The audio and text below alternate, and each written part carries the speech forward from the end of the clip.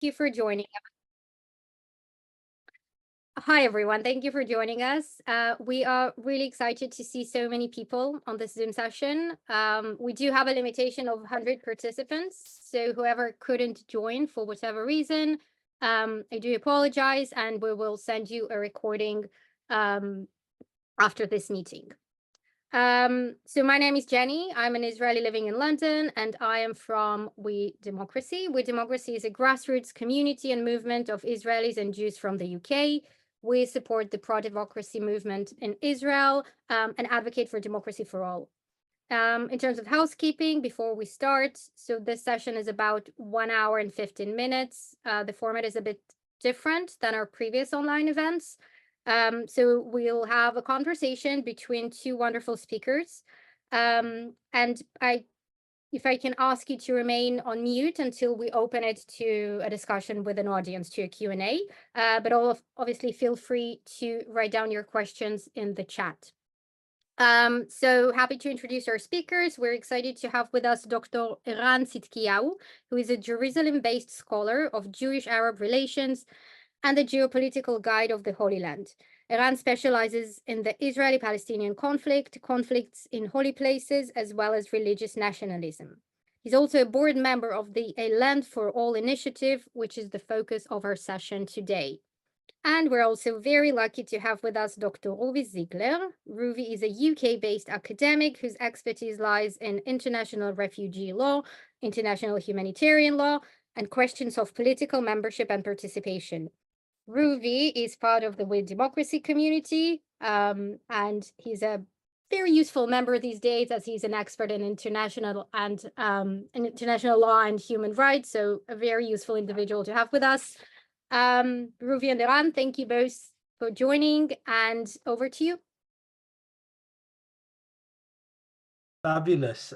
Thank you very much, Jenny, for setting us up, and thanks everyone for joining us this evening. It's wonderful to see so many people want to discuss something that is perhaps looks quite far away, but at the same time, I think having some hope and some discussion of a better and more hopeful future is something that many of us feel is very much in need. And I was trying to work out when I first met Eran, and actually I can't remember the exact date, which suggests it's been some time now. So Eran and I know each other for a long time, and as a trivia fact, we also both have a connection to the Einstein Institute of Mathematics at the Hebrew University, because Eran's wife and my sister work together there. But that's not how we met. So it's really a delight to be having a conversation with Eran about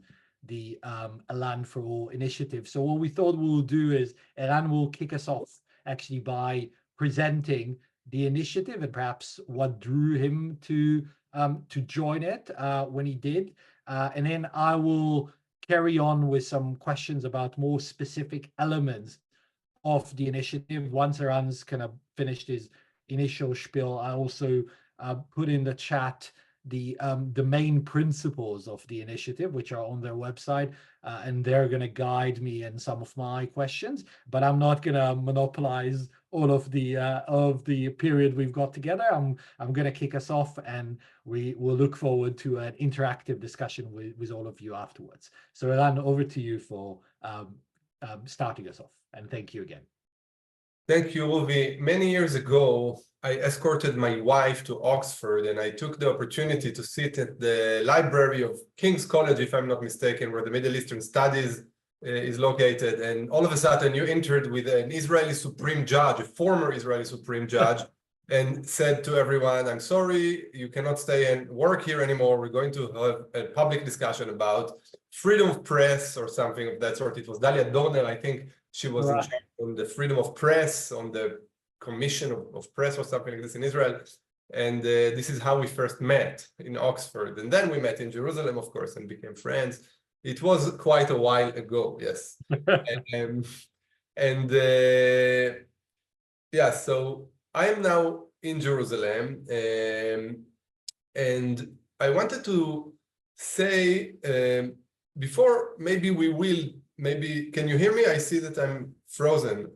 We can still hear Okay. you. You were a Okay, little... maybe I will turn on and off my my camera. I hope the connection will be okay. Yeah. So can you still hear me? Yes, we can hear you. Good. So I'm going to talk. It's not about what you see; it's about what I'm saying, I guess. So recently, I've been involved in how will I say, constructing political strategy in Israel, and delving into the geopolitics of the Israeli-Palestinian conflict from a strategical point of view was very interesting, because I've been around for the last 2 decades, at least, if not from, from my early childhood, involved in the Israeli-Palestinian conflict. My life is intertwined with the Israeli, like many Palestinians and Israelis, of course, yes. I grew up in a Jewish neighborhood in East Jerusalem, which by many is considered a settlement, but by Israelis doesn't consider a settlement. It's complicated. Palestinian villages were my childhood view, and we knew each other. I worked with Palestinians in my father's shop, and I was witnessed terrorist attacks on my way to school. I was in the army. I fought. I remember as a teenager the Rabin assassination. I remember before that the first Intifada as a child that changed also the way we lived with our neighbors. And then I remember the Oslo Accords and the handshake between Rabin and Arafat. I mean, these are all it's intertwined into my biography. After the army, I was working in security. After that, I became an academic, but also a political activist, a peace activist, human rights activist. And I've been through a lot, and I've been studying the Israeli-Palestinian conflict and engaging with it for many years. But I've never actually tried to, write and create a strategy. And when I now dealt with the conflict from a strategical point of view, I realized something. Maybe I could articulate something that I knew before, but never in this sense, by looking at the political strategy of the Israeli right wing, which is now in power, Plug it in for some fucking reason. comparing it Can't to do it on headphones. comparing it to the political strategy of, some say, the left in Israel. There's no left at the moment, just not in the political sphere, but the camp of equality, of a political agreement, of peace. It used to be called the peace camp. The humanitarian, the human camp, in this way of humanizing the other, and looking at the strategy of the right wing, the messianic, hardliner, hardcore, or die-hard right wing in Israel, I could see 2 things that were very, very clear. The efficiency of all levels, from the youngsters on the hilltops and the grassroots activists through the civil society and think tanks and research institutions, all the way to the parliamentarian and to the ministers and to the government. There was a very efficient network of activity, but this efficiency was based on a very clear narrative and vision. Now, the narrative, in a way, it is easy because it is anchored in the creation of the world, and it ends in the redemption of the world. So it's a meta-narrative that is very, very strong and very cosmic and, full of meaning.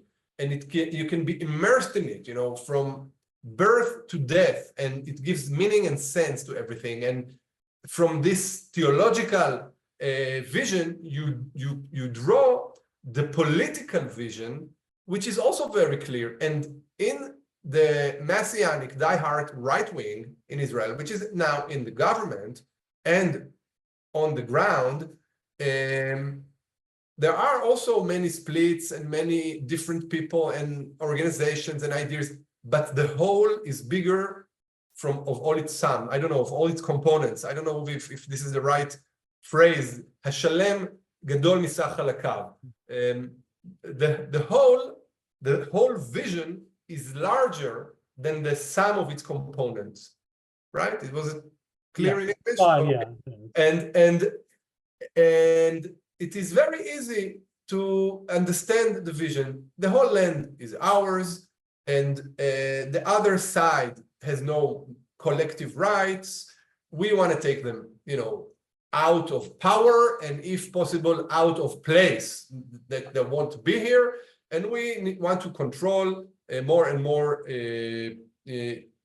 on the ground, institutionally speaking, politically speaking, etc.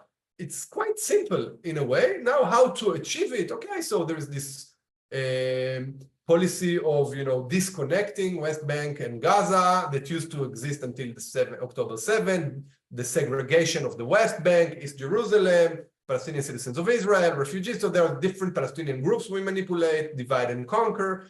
Now, on the Israeli side, on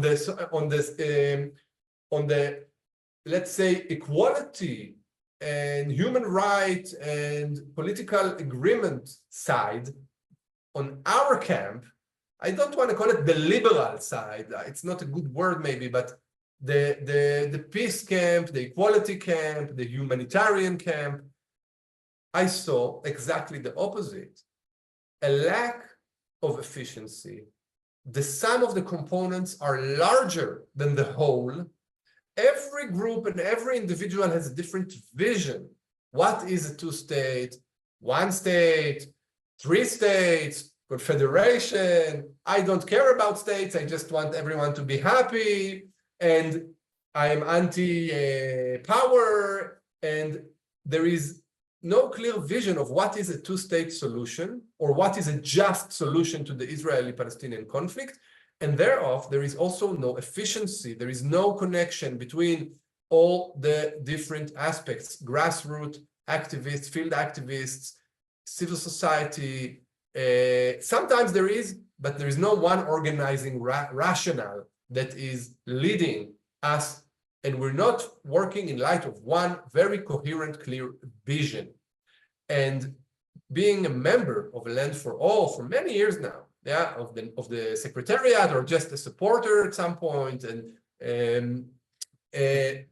I was very happy that I actually partake in a vision, because it's true that the strategy I'm part of now creating is very boots on the ground. We know what we're going to do.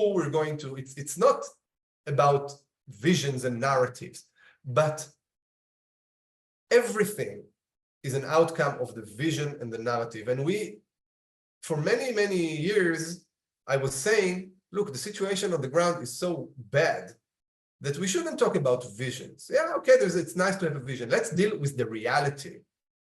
The reality is that we have to deal with segregation. We have to promote equality in this way or another. But now I understand, after working on the strategy, and I started working on the strategy in September last year, and I stopped working on it in October. It took me 3 months to recover after October 7 and understand that I need to go back to the sketching table. This is how you say drawing table.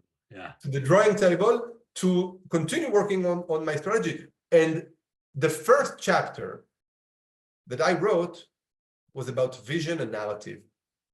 In the beginning, in September, it was the last chapter. It was more about, actions taken, partnerships built, real strategy. But after October 7, I realized that we need to start with the vision. And a Land for All is first and foremost a vision based on political values and imagination, something that we almost forgot about. We need imagination, we need courage, we need people that are a little bit crazy and are not afraid to do something that maybe everyone will think that they lost their mind. And yeah, that is what I wanted to say. first and foremost, that we're talking about a vision. Right. So, so I think that context is really important. So what I'll do is I'll put in the chat the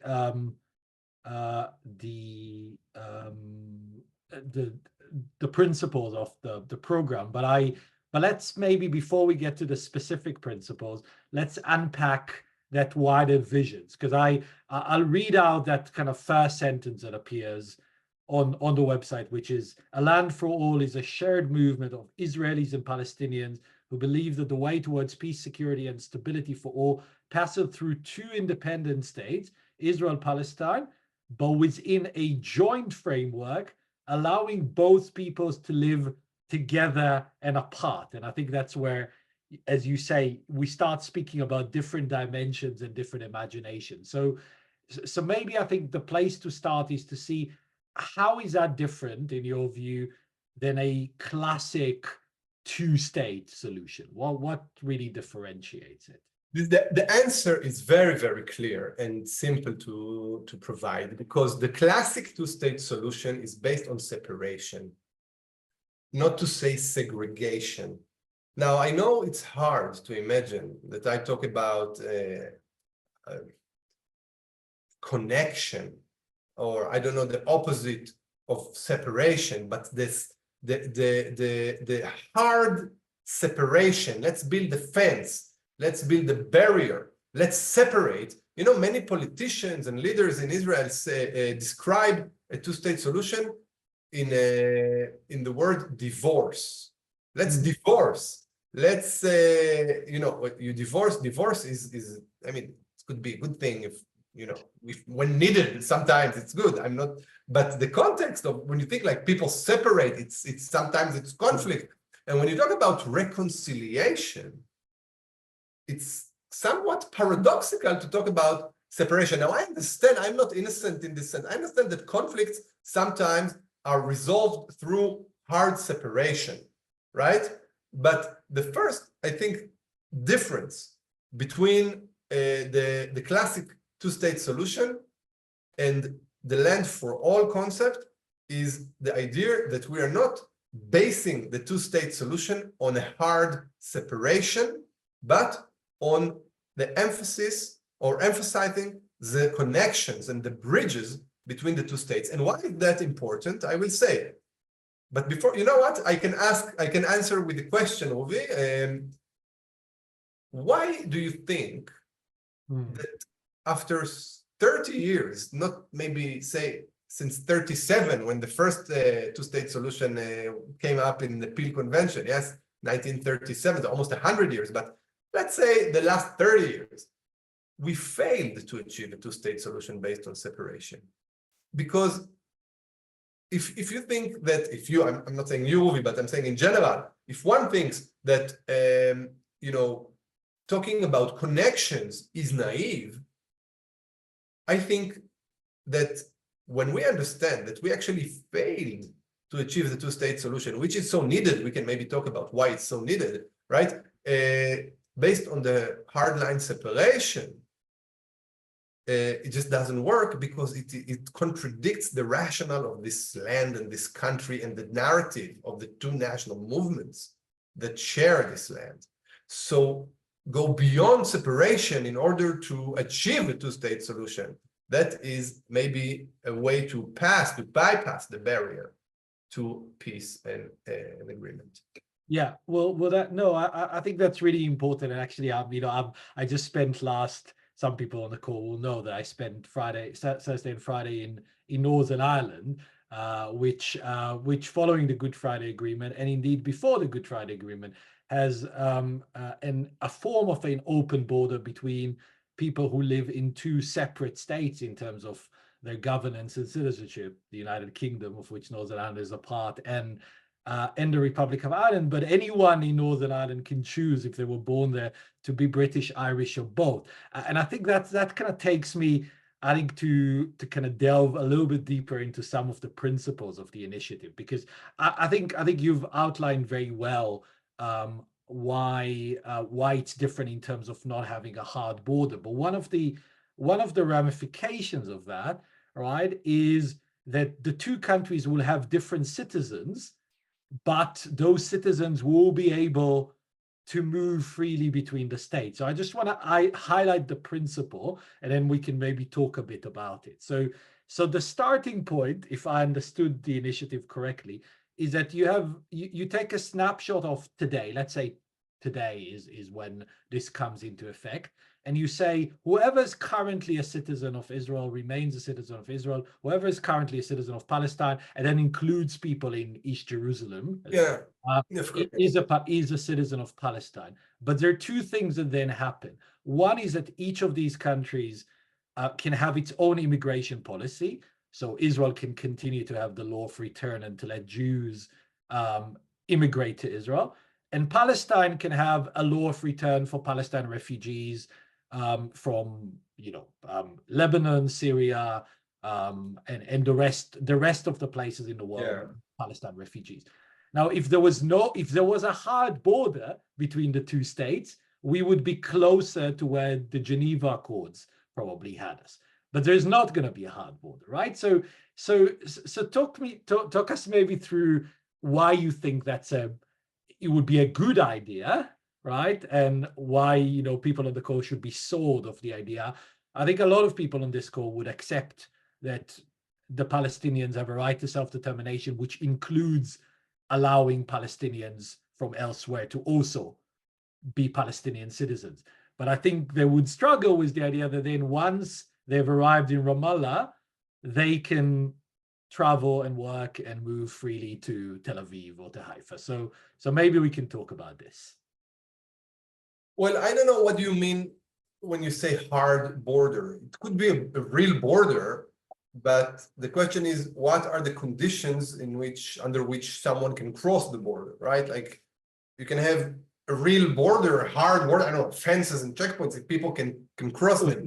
I don't think that we have yet delineated all the details of how the border will look like, but yes, there will be open borders. Now, this principle touches upon one of several of the most important core issues of the Israeli-Palestinian conflict, right? And you're talking about immigration policy, but I think that the two questions that every Israeli and Palestinian hear, and I guess you understand that as well, Ruvi, of course, is the questions of refugees and the question of settlers. Yes. Right? And that is the question. Now, it's not that the Land for All initiative, which is a shared, joint Palestinian and Israeli initiative. We have two CEOs, two directors, one Palestinian woman and one Israeli woman, Rula Hardal, Dr. Rula Hardal, and Mai Punda, two wonderful women that lead the initiatives, and the entire board and the activity is joined. And we're going to meet in the West Bank in a few days for a 2-day seminar, the secretariat soon. So we cannot just say things that as an Israeli that are going to bind my Palestinian partners, right? So I cannot just say that settlers will stay, because many settlers, for example, they live on Palestinian land, on private Palestinian land. So there will have to be some mechanism. And I cannot say that refugees or all the refugees or many refugees will return into Israel, thus changing the Jewish character of the state of Israel, right? I cannot say that, but the principle allows us to look differently on these two questions of evacuating settlers and having a West Bank free of Jews and settlements, for example, on the one hand, and evacuate and forbidding completely the return of Palestinian refugees. Maybe some of the refugees can live in Israel, but vote for Palestine, just like residents do. Now, in East Jerusalem, we have residents, right? But it's not the good example, because in East Jerusalem, their residency has been enforced on them. They don't have voting rights, and they don't have any other, they're not represented anywhere, and they don't really enjoy a democratic reality. But still, it could be some sort of an example. Now the Golan Heights was already annexed to Israel, but there are some of the residents there are residents and not permanent residents and not citizens. So maybe if you are a Palestinian refugee coming back to Israel in the framework of the Confederation, you can be a citizen of the Palestinian state, but live in Israel as a resident, right? And similarly, a settler. You can maybe live in the West Bank as a resident, or I don't know where, and be connected to Israel and vote for Israel and not influence the nature of the Palestinian Arab state. That is what stands behind this principle. And of course, as you mentioned, the right of return for the Jews and the right of return for the Palestinians will be fulfilled with citizenship-wise in the state thereafter, like for Palestinians in Palestine, for Israelis in Israel, for Jews in Israel. Sorry. No, so I think that's right. And actually, there are some principles. I mean, you were saying why we didn't have partition since 1937, but actually some of the elements in the plan are reminiscent of some elements of the partition plan, which of course never happened. So the arrangement in the plan, The original partition plan, you're saying? The 47 one, the one that the UN adopted, and the one that Zionists in 47 celebrated, right, did say that Jerusalem will be run by a joint administration of sorts that is special, right? And that's in the plan here as well. Definitely. When you read the partition plan and you read the autonomy plan that Israel was discussing with Egypt as part of the peace agreement with Egypt, the autonomy for the Palestinians, and when you read through the Oslo Accord, there are many elements that are confederal in a way that were neglected. Yeah, exactly. So I think I just want to delve on. So you were right to kind of point to the equation, right, between the fear that Israelis have of Palestinians returning and the anxiety Palestinians would have around settlers. But I think for the audience, because I think there's almost a built-in assumption, which may be a lazy assumption, even in initiatives like the Geneva Accords and others that were on the very kind of lefty end of the spectrum, but still on a two-state solution basis, that there would be some settlers who would have to be uprooted. Now, the last of these may have been Geneva, and that's 20 years ago now, where we know disengagement happened from Gaza 17 years ago, and now in the West Bank, they've just signed into law the reversal of that, right? So why do you think the initiative essentially accepts that the settlements are there, right? That at least as a principle, the settlements are there. And you started touching on it, but I just want to elaborate because I think it's important for people to understand. So I want to highlight something. We do not approve of the settlements, and I think I speak for the vast majority. There are some settlers in the initiatives, and we visit settlements and we talk to settlers, and we visit Palestinians, and we go to the West Bank and we go to Palestinian citizens of Israel as an initiative, and we don't boycott, but as an initiative, there is by no means a way to try to make settlements kosher. Settlements, if they will exist after the agreement, they will no longer be settlements. Yeah. Exactly. And any settlement that is built on private property or in this way or another is involved with some injustice, it will have to be dealt with. Settlements will no longer be areas that harsh discrimination exists within them, Palestinians that are not allowed to enter, etc., etc. And I definitely am not someone that is looking to legitimize settlements and go against international law. But at the same time, I live here and I understand what are the settlements, because these are my neighbors. I was, maybe some would say, born and raised in a settlement in East Jerusalem. It's not the same. I know most people, maybe it's semantics, but it's an important detail. And I understand that it was one of the major barriers to peace in the past. So I am trying to find ways to bypass the barriers. And the issue of return and settlements was in the heart, but it's of course it goes deeper, because it's not the technical question of settlements and return of refugees. It is the deep belonging that both nations feel to the entire land. So this aspect of enabling people to cross the border, to visit, to live in the other side of the border, while respecting the sovereignty of the state, be it Palestine or Israel, right? Also gives expression to the deep connections of both nations and both peoples to the entire land, of Jews to Judea and Samaria, the West Bank, right? And to the holy cities and to the holy places and historical sites on the mountain lane, and to Palestinians, to Akka and Jaffa and Haifa and all the villages and towns that were lost to them.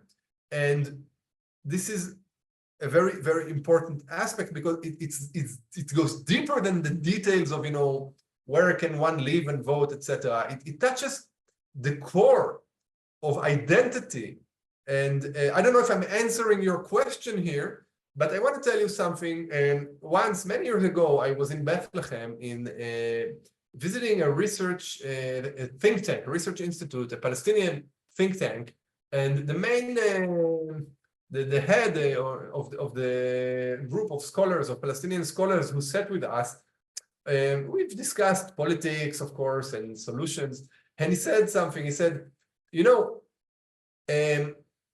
we could land on the moon, we humanity, we people, we managed to do that. Imagine how complicated it was to build a spaceship, right? And take into consideration all the details, I don't know, the gravity of the stars and all these things, what do we know about that, right?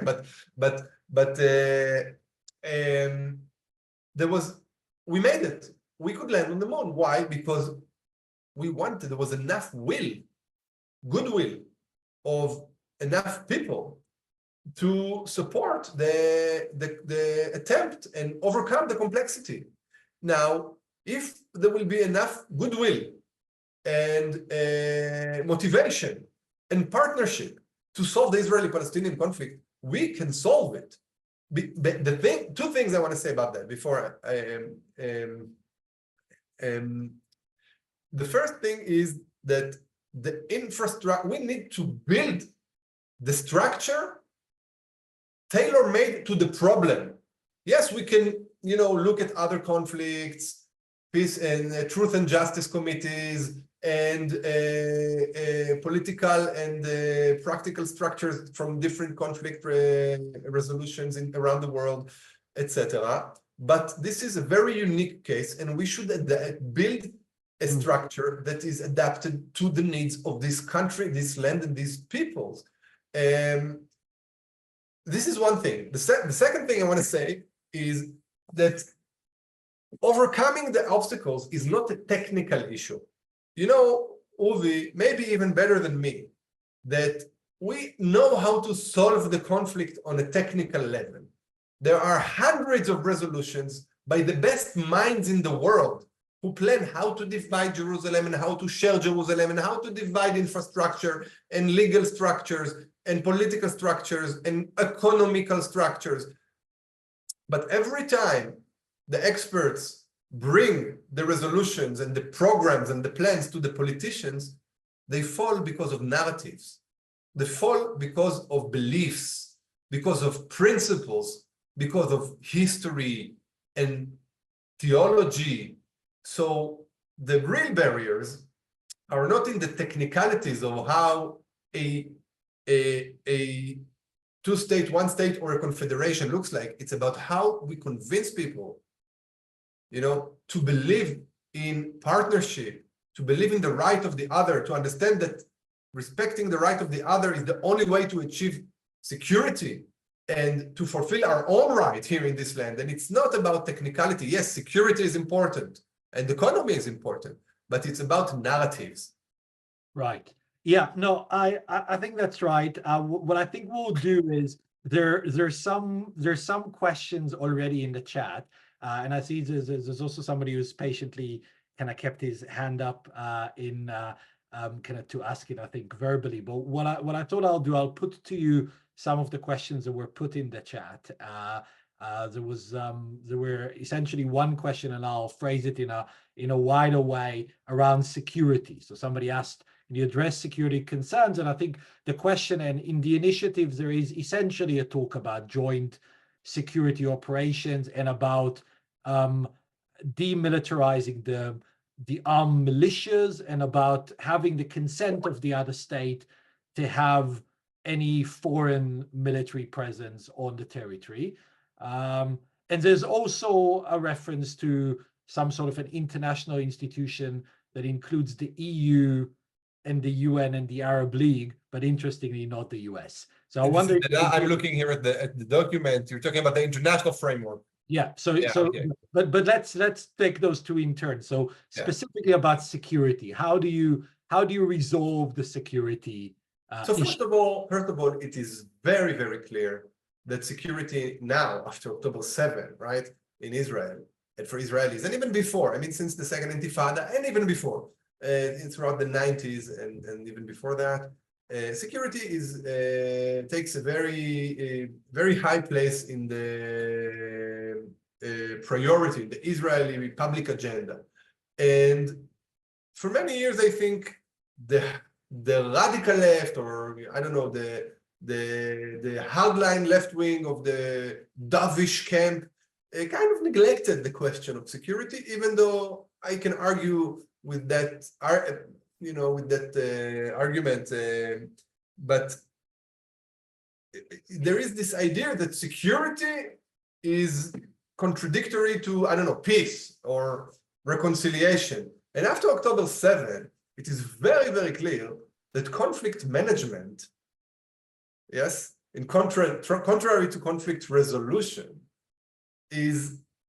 poses the biggest threat to the security of Israelis. I don't think any Israeli today feels secure. Yes, and I think continuing the war and deepening the concept, the conception of conflict management and bypassing the Palestinian issue to sign agreements with the Arab world, etc., brings security to Israelis. On the contrary, only a conflict resolution based on the Biden doctrine that is offered now, with a regional backed agreement between Israelis and Palestinians, backed by Egypt, Jordan, Saudi Arabia, etc., that will also weaken Iran and Hezbollah, also weaken Hamas, and end the war and bring the hostages and enable the Gazans to return. This will, enhance security in Israel. The main reason for prevention of a terror from the West Bank is the cooperation with the Palestinian Authority. And there are other reasons for security as well. Israel is strong and has good intelligence. And I mean, October 7 kind of, gave us proportion on how good intelligence is. And you can never, only lean on power and intelligence. You need a political framework. But yes, of course, security is very, very important. I live here. My children live here. Today, after October 7, even me as a peace activist with my background, I participate in protecting my community. And we care about our security. We are also, it has to be said, there is an occupation, but me and my children and my wife are not legitimate targets of resistance. This is very important to say that. People dancing in a party, elderly, children, men and women are not legitimate targets of resistance. Children in Gaza are not legitimate targets of the war against Hamas. And I don't see how conflict management brings security. So yes, security, yes, national security, but the mere definition of national security has been changing, and the conflict resolution paradigm, which I support, is backed by the entire Israeli security apparatus, Joint Chief of Staffs, head of Mossad, heads of the intelligence services. The list is amazing. The entire elite of the security forces is actually supporting a political resolution. They don't have maybe the capacity to create it themselves. We need a leader or a group of leaders. I prefer that they will be women. Yes, but we do need leadership to bring about this, and not generals, but the entire security apparatus support the political resolution. And they come to this from a security point of view. Egypt, Jordan, Morocco, all these countries, they want us to end the conflict, and they want Hamas weakened. They want Iran weakened. They want Hezbollah weakened. This is Israel's highest security interest. Yeah, and that is very important. Now, about I'm not even talking about the Confederation, Ruvi. I'm talking about the idea of, you know, promoting an agreement, some kind of a resolution. Why I think this resolution is better? First of all, if you give me a two-state solution without a land for all and agreed upon by all, brings equality to all, I signed on it. I took there is a coalition in Israel called the Two-State Coalition. The Geneva Initiative is leading it. And I took the CEOs of all the organizations of the Two-State Coalition, a couple of months ago, to the Gaza envelope area for a geopolitical tour. I am their friend. I work with them. I respect them. We work together. Even though if I'm not as a professional geopolitical guide, if I sit with them around the table and talk about, you know, resolutions, I speak a different language than them. Yes, there are many agreements between us, but I do speak a different language than them, and we'll have to bridge because we are partners. But both the two-state, the classic two-state, and the land for all see the need for a resolution for security for Israelis and Palestinians, and we understand the need for cooperation in the security apparatus and intelligence. This is very clear. I don't remember the second question. Can you repeat? Yeah, well, we can come back to that because I think there's just quite a lot of people want to ask. So I'll come back to that. I mean, it was basically about the sidelining of the US, which is interesting to my mind in the initiative, that it references the EU, the UN and the Arab League, but not the US. I can see why that might have happened, but let's park this for a minute. Okay. Stephen Koffler's been kind of waiting patiently, so if he can put his question, and then we'll come to some of the other ones that are in the chat. So, Stephen. Good afternoon. Can you hear me? Yes, absolutely. Okay, great. Thank you very much for making this presentation. I'm going to give a little background to my question. I'll be very concise. It does relate to the security issues. So I've been following the Land for All for a number of years. I recently became a supporter, and I've studied the proposal very carefully.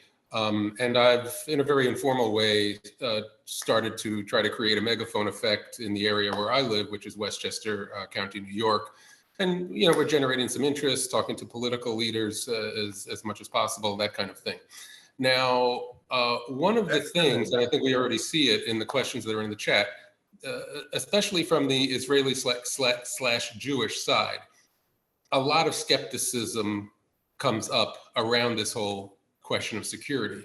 And so whenever I can do some research or learn about this situation, I have done so, and my question will be, you know, more detailed along these lines. But one thing that we don't hear much about in this country, Iran spoke to it to some degree, is the joint security operation of Israeli security forces with the security forces of the Palestinian Authority.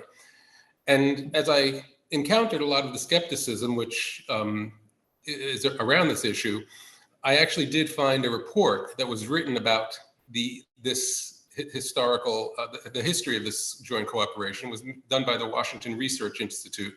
And I'll post it into the chat because I think it does start to answer in specific some of the questions about the security issue. But of course, so just to summarize, this joint operation since the late 90s has had its ups and downs over time, but it has had a pretty significant record of at least partial success over, say, the period 2006 or 7 up through, say, 2016, 17, 18, something like that. My question is, I'd like to learn more about this. And if Eran, if you have more details in the last several years, how effective has this joint security operation been? How is it going now, especially since the West Bank is in very, very dire straits in terms of violence? And yes, I guess that's the thrust of my question. If there's more detail you can provide about what's really going on, because this is an important pillar.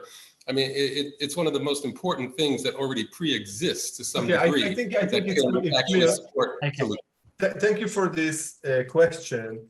You know, I don't look at the chat. I trust Ruvi to bring me the questions he chooses, but you talked about skepticism, and I want to tell you something before I answer your question. I mean, first of all, I can say whatever I want. We have an hour and 15 minutes. You know, we're not going to answer all the questions. So anyway, I'll take any question and answer it in any way I want anyway, right? So let's just enjoy the time we have. But I'll try and give you an answer, but I'll give you a broad answer because you just mentioned, by the way, they were saying something, they were skeptics. I want to say that in Israel, as in any area of conflict, to be in a conflict, it means, in a way, and I'm not saying it in a derogatory way, to be ignorant about the conflict. Because you cannot really be empathic to the other side if you need to kill them, if you want to fight them. You cannot really, you know, accept the real history. You know, Eric Hobsbawm, the British historian, said, you cannot really be a nationalist or believe in one nation if without getting its history wrong, right?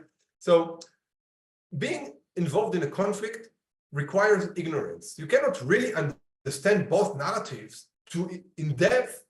And as a geopolitical guide, I took thousands and thousands of Israelis to the other side to see the side that is in the other side of the border, the Palestinians, etc. And it is amazing to see how little Israelis and Palestinians know about each other. And I'm not saying it's not a bad thing or a good thing. I mean, I'm not judging, but it's something that I saw throughout the years. And Israelis that are very skeptic and they have a rationale. They don't, I just meet it time and again. People don't understand the reality. The barrier that is built around the West Bank is only 60% finished for 20 years now.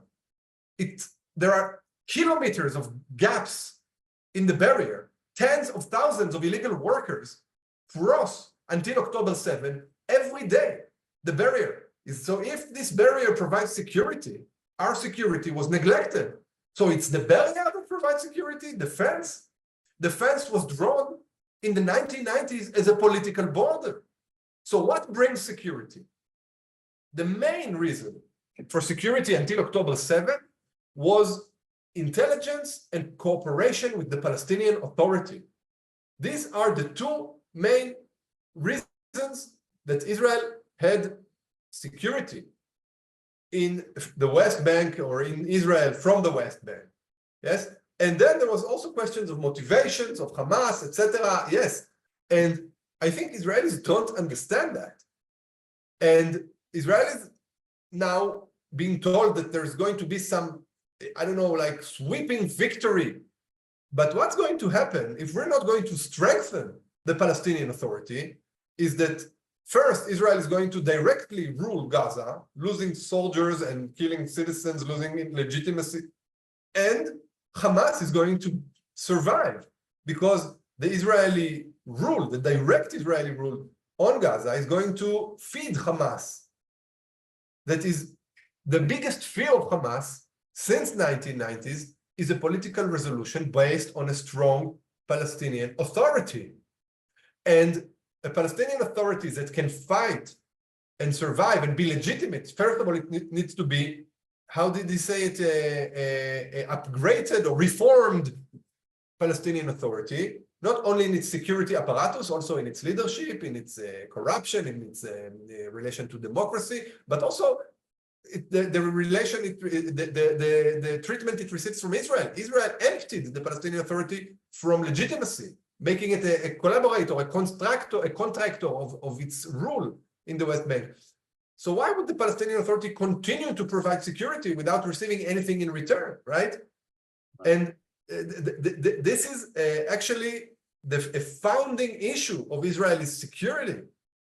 And many Israelis are skeptic. They would say, you're naive.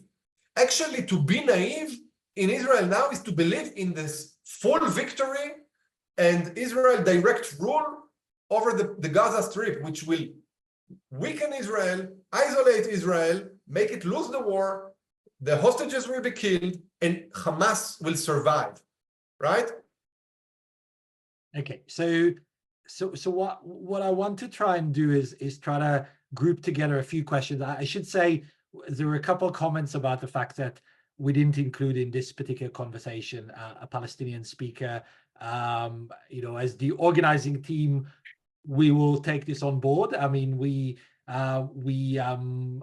this is the start of a series of talks that we as an initiative started promoting to advance knowledge, but it is a valid point. So thanks for those who've made it. We appreciate that, and I think I'm sure Rula will be happy to talk. She's an excellent speaker, and she lives in Ramallah. She can present her point of view. She's also a scholar of Israeli-Palestinian conflict, and so we'll try and organize it. But let me try and take a few questions that I think are about the politics of how one gets this done. So I'll combine a few of the questions, and you can try and maybe answer them jointly. One is whether you can point out the Palestinian leaders that agree with what you suggested. You've just talked about Rula, but perhaps kind of sketch it in a wider canvas.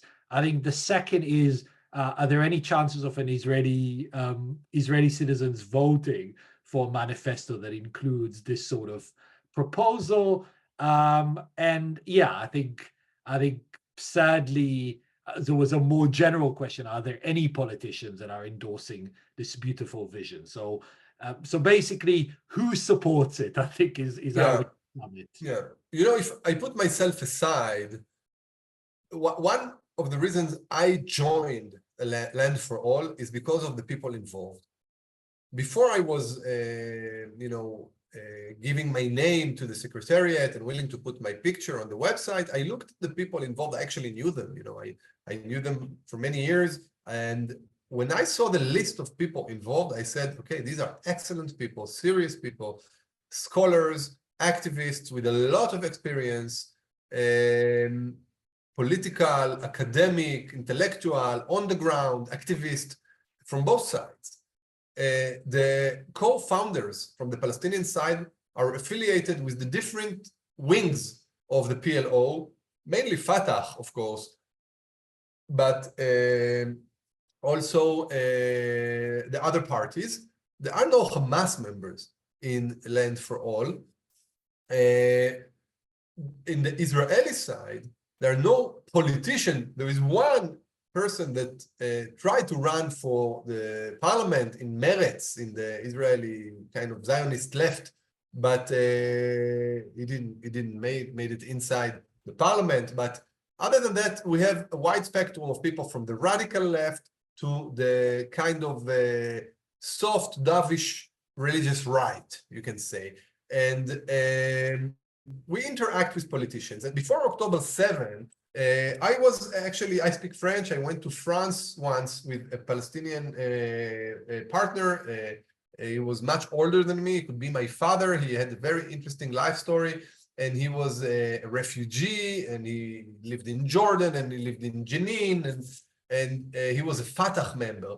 And we went and talked in Quai d'Orsay, in the Minister of Foreign Affairs in France, to some clerk, medium level in the Middle East desk, and they looked at us in kind of like, who are these two people wasting my time? Weird people talking about a weird solution. And we felt a bit like I don't know, it was embarrassing. And there was little, how do you say, keshev, a little tolerance, let's say, to this idea. We stick to the two-state solution. After the current government came to power in the end of 2022, people understood something, I think, even before October 7, throughout the judiciary coup in Israel, that the occupation, the Israeli control of the West Bank and Gaza and the Palestinians is not temporary anymore. Many people understood, Meron Ben-Benisti understood it in the 80s. He wrote the irreversibility thesis. He said already in the 1980s, this is irreversible. There will be no going back from what we did in the West Bank and Gaza, right? But people had the illusion of temporality of the occupation. And Israel, in a way, maintained this illusion while hindering the resolution. Now, understanding that continuing to talk about a two-state solution while on the ground everything indicates otherwise is stupid, right? Who defines stupidity as doing the same thing and hoping for Albert Einstein. Albert Einstein, right? Like where my wife and your sister go, in Albert Einstein Institute, right? So there's this big statue of Einstein just outside my wife's office, and yeah, so he said it, right? So after October 7, all of a sudden, we have a lot of people joining a land for all, thousands of Israelis and Palestinians. I don't say thousands of Palestinians, but people join. Administrations in the West are more attentive to the messages. Rula and Mai just came back from a tour in the United States. Maybe you can invite them to the UK, and I can send you, Ruvi, and you can share with the participants maybe some of their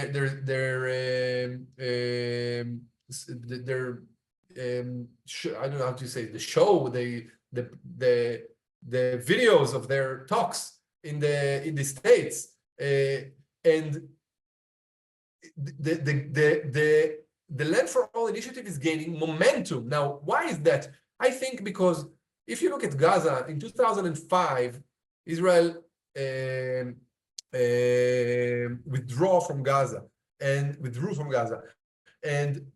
2006 and 2007, 2009, 2011, 2014. I mean, every 2 years, there is an operation, a military operation or a war in Gaza with hundreds and then thousands of casualties in the Palestinian side, and of course a much lower number of casualties in the Israeli side, sometimes just a few, and sometimes dozens and hundreds, and now we're talking also in thousands of Israeli casualties. But October 7 is not another round. October 7 is a watershed line, and we have to make it a watershed line, because I don't think that we can actually survive another, making October 7 just another round and maintaining the conception of conflict management, because Israel is becoming, more isolated, less democratic, and this reality is, we cannot have it another round.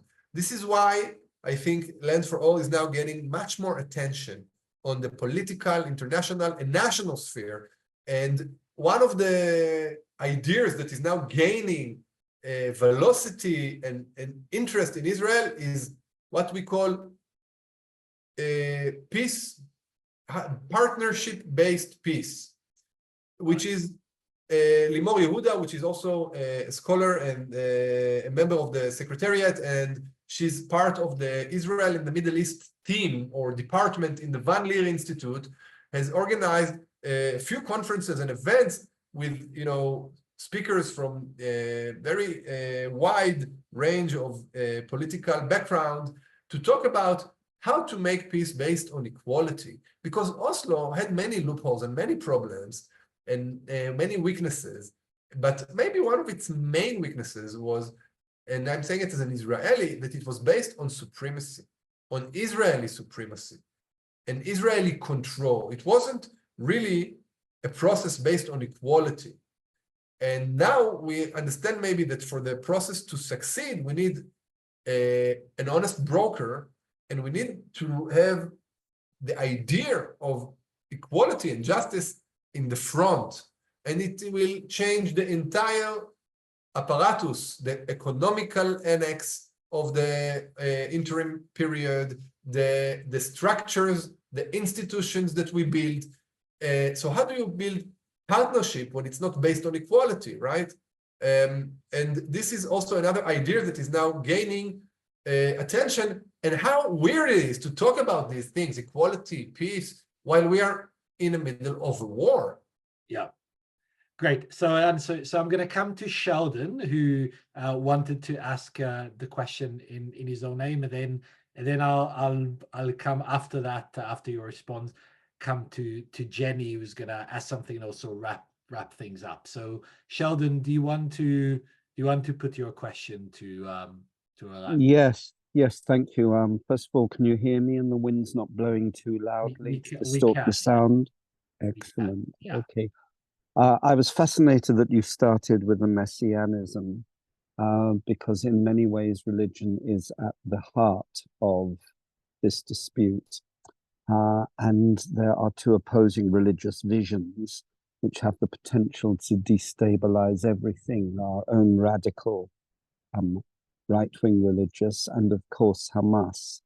So my question to you is, does the framework you propose assume that first of all there will have been demilitarization and de-radicalization on both sides? And how are you going to achieve that? So that's the question. Yeah. Yeah. Thank you. So first of all, I'll just answer that I don't know if there is a plan of de-radicalization that is anchored in the narrow, principles of land for all. Of course, when and if and when the land for all ideas of a confederative or confederal solution will be adopted by a brave leadership, then we can, start delving into building all the mechanisms and infrastructures of, truth and justice committees and de-radicalization, etc. But I want to tell you something, Sheldon. I believe that the best de-radicalization program is to change reality. I grew up here in Jerusalem between religious Jews and Palestinians. I speak both languages. I know both religions. That's what I do. I'm a very secular person, but I live my life studying religions here in the Holy Land. And I believe that the most important thing for de-radicalization is to end the conditions that create radicalization. Yes, we will need to teach tolerance and democracy and delve specifically to these, populations who have, radical ideas, which are now, unfortunately, for me, and I don't know, I think for everyone, but I know not everyone think like me, that they are now hegemonic in Israel and in Palestine. Yes, but we're talking about de-radicalization. First of all, we need to create the conditions for the radicals to be, again, a minority. A healthy society, someone like Itamar Ben-Gvir is in the margins and not in one of the most important, ministries in Israel, in the country. in a healthy society, Hamas is what it's really worth in Palestinian society, not more than 10% of Palestinians. Yes, it gained power because of corruption, because of different reasons, but the people who are hardline Islamist nationalists, religious nationalists that believe in the principles of Hamas, no more than 10%. Yeah, the same with the die-hard Messianic religious Zionists. And now they are hegemonic and their power is much stronger than their size. So we cannot de-radicalize them. They are now becoming mainstream. What we need to do is to change what is mainstream and to change the reality. And by changing the reality, I think many people will also, if you ask Israelis and Palestinians, and there were surveys after October 7 by the most important survey institute in the West Bank of Khalil Shkaki, and in Israel, most Israelis will support. I'm convinced that when a leadership will come and convince the Israelis with confidence that they can bring them a peace agreement that will bring them security and stability and prosperity, they will support it. A Palestinian society, the surveys tell a story, even in Gaza, people understand. And there is, at least in December, 2.5 months after the war started, there was still a majority for support in a two-state solution. Yes, which is unthinkable how people in Gaza, in 2 months into the war, could actually answer that. Yes, so I would say people talk about the education and incitement. I say, let's talk about reality. When children, instead of being afraid from bullets and crime and neglect and poverty, they can enjoy a future and open spaces and kids in refugee camp in Shuafat in East Jerusalem. They say the two things they ask when I bring Congress members to meet them as a geopolitical guide: stop the shooting at night, and we want to see trees. If children can just live their life without being afraid of being shot and enjoy the green leaves of a tree, maybe they'll have less reasons to be radicals. Okay, so I say let's plant some trees. It's a good way of de-radicalizing people and children and give them a future to live for. Yes, definitely we should have de-radicalization programs. Definitely we should have truth and justice committees. Yes, it's all part of a very deep, long process of reconciliation. We can build the spaceship. First of all, we need to want it. Yeah. Right. So on that note, I'm going to turn to Jenny, who's going to ask you something, and then I think also draw this to a timely close. So Jenny, over to you. Thank you, Ruvi. Eran, so thank you so much. I know there are questions that we didn't get to answer. I apologize for that. We don't want to keep people any longer. But I think it shows us that there is a lot of appetite for these conversations, and perhaps we'll do another session. And like Eran, you suggested, we can invite your colleagues, we can invite Rula, and discuss this further and maybe even in further depth. So I want to finish by a question that I often ask people who sort of come and talk to us. And I know that a lot of people on this chat are from outside of Israel, so either UK, maybe Europe. I know US are here too. My question is, how can we help? Like, what can we do from the outside that can help you promote initiatives such as A Land for All, or similar initiatives, I suppose, that promote peace and coexistence and equality and justice and security and safety? I think that people from the outside have, I wouldn't say even the privilege, I would say the obligation to have empathy to both sides, to the suffering of both sides, to promote an intelligent discourse that says October 7 is wrong, but it doesn't justify the killing of innocent Palestinians. and to say that we humanize Israelis and we humanize Palestinians. There are no bad nations. There are no evil people. Yes, there are evil actions and ideas. Even religion is not bad and it's not part of the problem. I mean, the two deadliest ideologies in the history of humanity were secular in the sense of their relation to God, right? So I wouldn't demonize religion, definitely not in the Middle East, otherwise you're going to lose, right? You need to work with religion. But I would say, first of all, to promote an intelligent, complex, simple yet complex discourse of humanizing both sides, empathy for both sides, and saying very simply, both people are entitled to a collective identity, to security, to stability, to peace. Israelis are not a legitimate target of resistance, and Palestinians are not a legitimate target of state violence and erasure and displacement, etc., etc.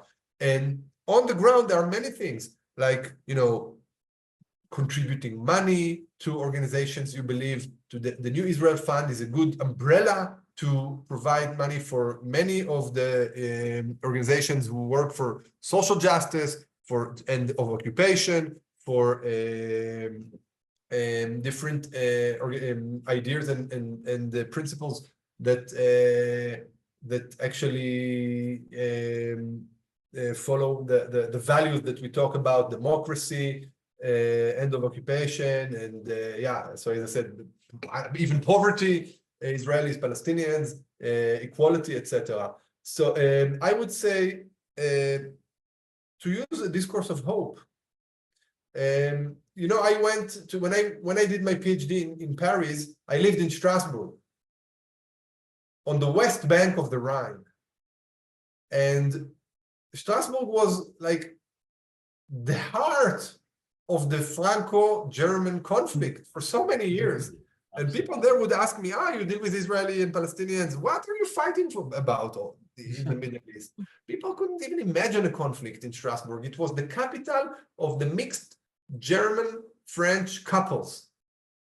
And you look at Strasbourg 10 years after the Second World War, this is where the EU started. Now, I know maybe for you guys, talking about the EU is sensitive, but imagine 10 years after Second World War, after so much blood was spilled in Alsace between French and German, they built the EU, not the EU, it was not yet the EU, yes, but the partnership that led to the EU on the west bank of the Rhine River. And today they cannot even imagine, why are you people so stupid fighting about, one another in the Middle East? Maybe in 1 or 2 generations, we are also going to think, how stupid were our fathers and mothers that kept fighting for so many years?